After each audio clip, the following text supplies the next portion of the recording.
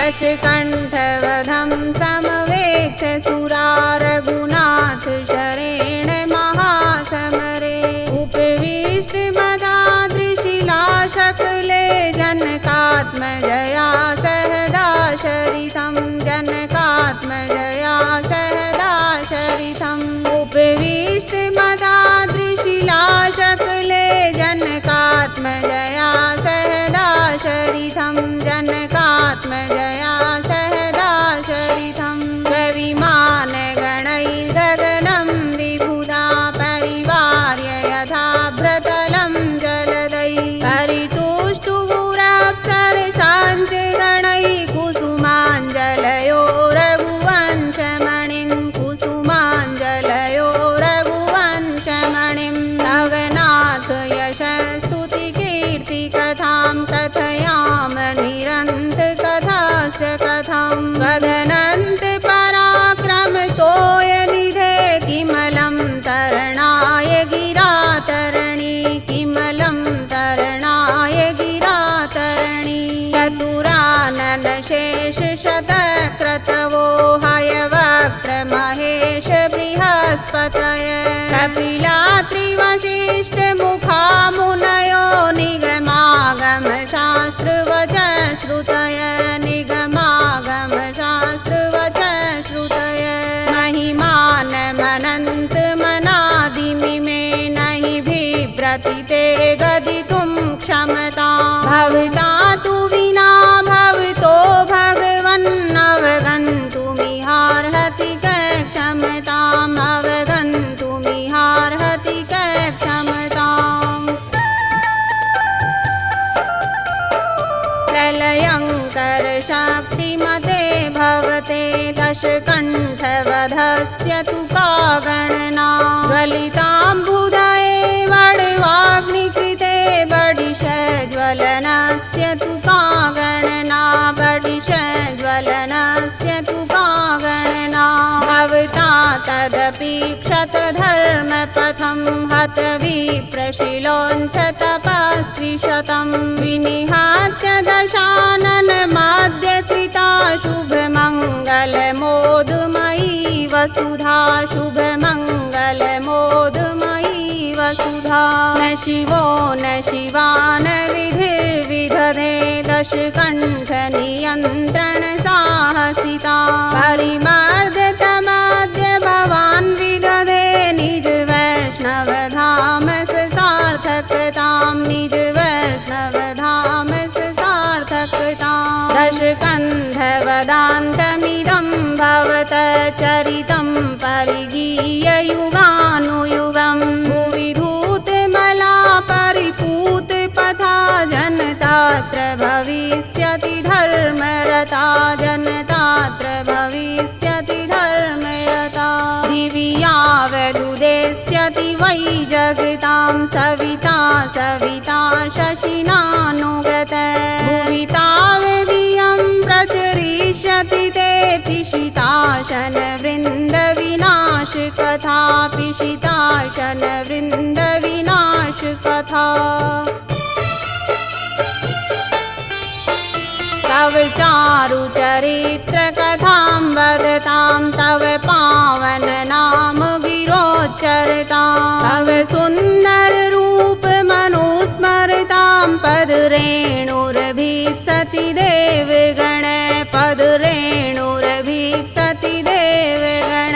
पठनं वितथं मननं वितथं द्रविणं वितथं च बलं वितथं तव भक्तिरसेन विना भगवन् श्रुतिभिः कथितं सकलं वितथं श्रुतिभिः कथितं सकलं वितथं मनसा वचसा क्रियया भजतां तव पादयुगं त्वयि भक्तिमता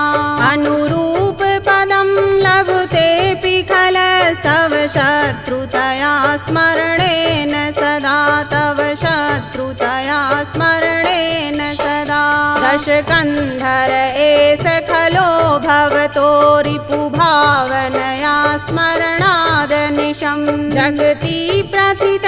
प्रभवन्नगमद्मुनिवृन्द समीप्सित मोक्ष मोक्षपदं मुनिवृन्द समीप्सित मोक्षपदं गतवान् भवता सह घोररणाद् अनुरावण उद्भट रावणता किमुपारसरात्नसमुत्कर्षणात् कनकत्वमुपैति न लोहलवै कनकत्वमुपैति न लोहलवै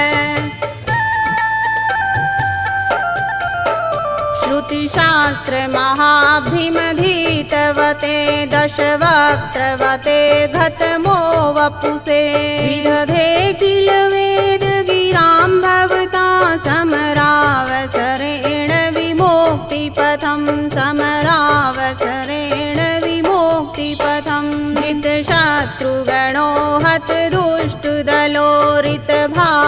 इषु प्रधनेन भुवे प्रियया सह राजसि रामगिरौ फणिनीवरमारमणो रमया फणिनीवरमारमणो रमया मिथिलेश सुता सहयोगकृता तव राजति राघव राघवता विबुधस्तुत दिव्य पराक्रमता भुवनत्रय विश्रुत कीर्तिकथा भुवनत्रय विश्रुत कीर्तिकथा प्रतिरक्षितुमात्मसतित्वपथं हृदि मर्दितुमुग्रदशास्यमदम् अनया हि विना भुवि का प्रमदा परितर्जितुमर्हति वैश्रवसं परितर्जितुमर्हति वैश्रवसम् अवतारकलां ससुरा असुरः श्रिय एव समाहुरिमां सकलः जननीव जनेषु समेषु सुतैरवतीर्णवतीं सममाचरितुम् अवतीर्णवतीं सममाचरितुम् कुसुते कुपितं पितरं जननी परिसान्त्वयतीव सुमृष्टगिरा पतितास्मतु ते कटुतां भगवन् मृदुतां नयनीयमुदारगिरा मृदुतां नयनीयमुदारगिरा सुजने सुजने कुमतौ सुमतौ धनुजे मनुजे जनकस्य सुता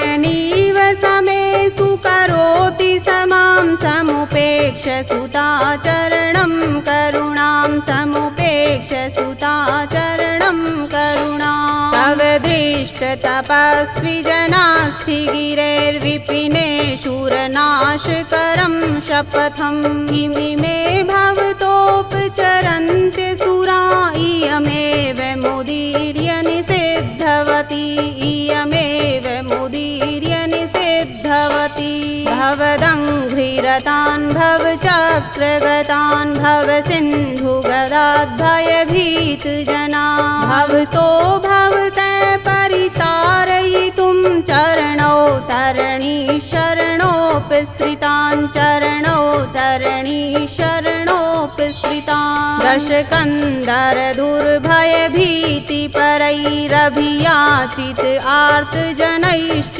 सुरैः अवतीर्य भवान् विदधे विशिखैरजनीचरकण्टकहीन महिं रजनीचरकण्टकहीन महिम्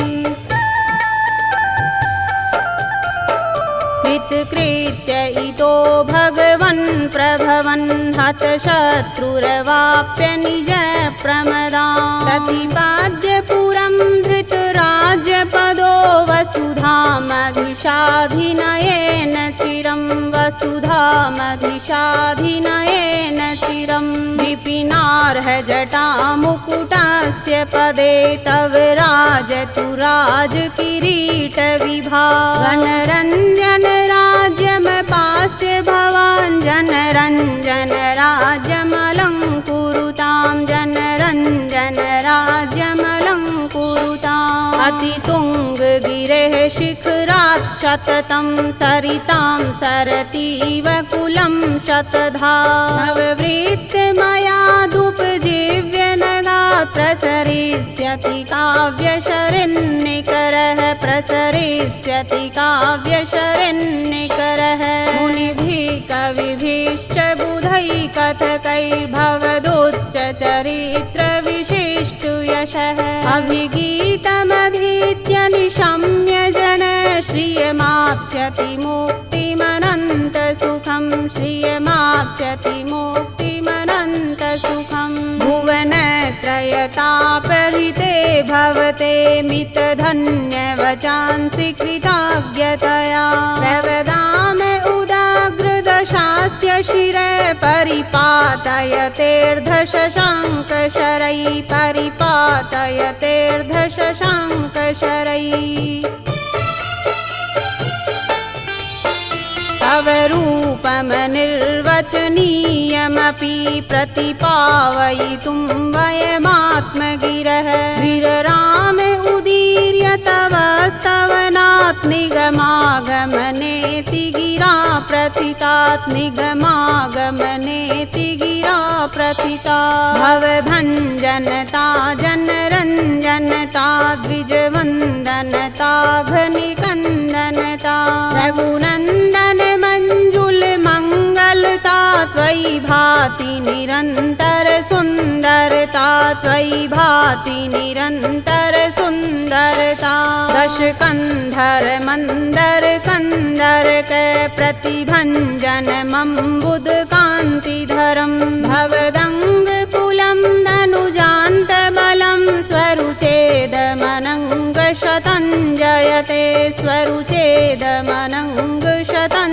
जयते भवदङ्घ्रियुगाङ्गुलिपङ्क्तिमिमां नवकुन्दमयङ्कसितांशुनखां प्रणमन्ति भजन्ति तरन्ति च ते भवसिन्धुमनन्तमनन्तजना भवसिन्धुमनन्तमनन्तजनः मणिमण्डितकाञ्चन काञ्चिकया तव माध्यमलङ्कृतमङ्गमिदम् अभिवन्द्य भवन्ति मुनीन्द्रजनाः सुरवृन्द सुवन्द्यतपोन्तफलाः सुरवृन्द सुवन्द्यतपोन्तफलाः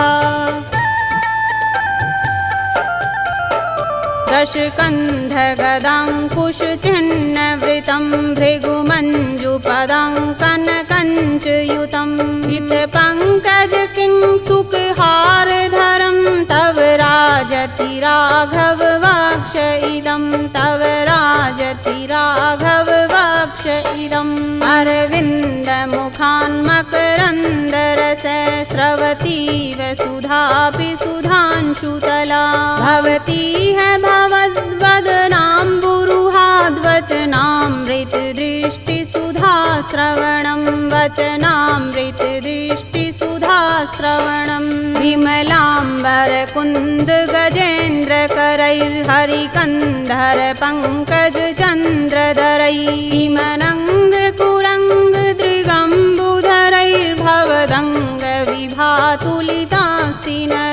भवदङ्गविभातुलितास्ति नरैः एकलङ्कनिरञ्जनमाभ्रनिभं शुचिशान्तमचिन्त्यमकुण्ठगतिं तव रूपमतोऽनुपमेयमिदं कविरर्हति कोऽत्र निरूपयितुं कविरर्हति कोऽत्र निरूपयितुम्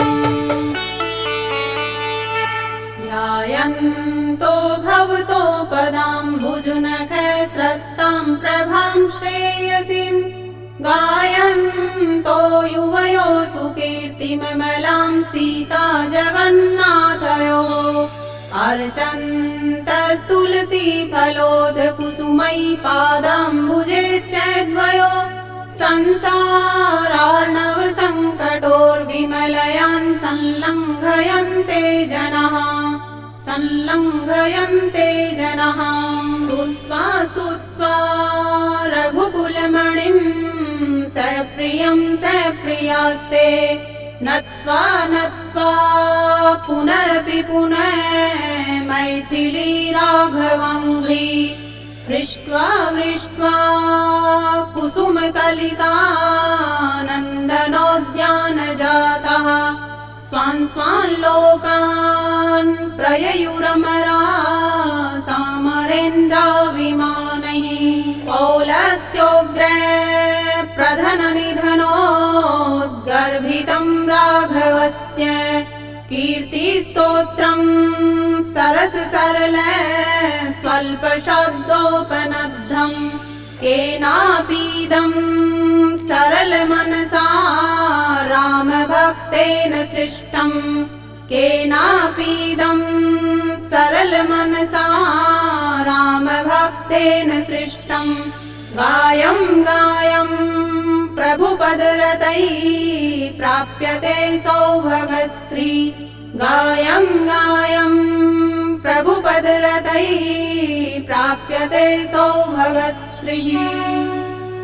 Maruti Studio.